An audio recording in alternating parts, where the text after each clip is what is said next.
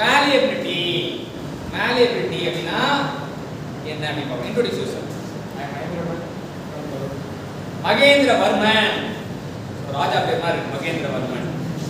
சரி, மகேந்திரவர்மன் கிட்ட malleability அப்படினா என்ன கேட்க போறோம். malleability தமிழ்ல என்ன சொல்றாங்க அப்படின்னு பாத்தீங்கன்னா வளையும் தன்மை. என்ன சொல்றாங்க?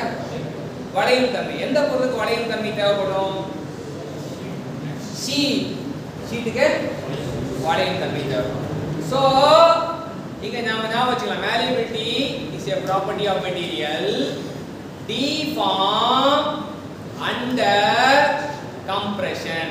டென்ஷன் இழுத்தா நின்னுச்சுனா அந்த பண்புக்கு பேரு டக்டிலிட்டி. இழுத்தா நீண்டுச்சுனா அது பேரு டக்டிலிட்டி. அமுக்குனா உருமாறுச்சுனா deform under compression அப்படினா malleability.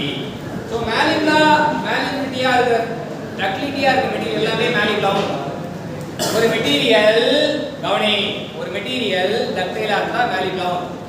நீளும் தன்மை இருந்தா வளையும் தன்மை இருக்கும். சரியா? ஷீட் செய்யறதுக்கு தேவைப்படுற ப்ராப்பர்ட்டி பேரு, வயர் செய்ய தேவைப்படுற ப்ராப்பர்ட்டி பேரு. Thank you Mahendran.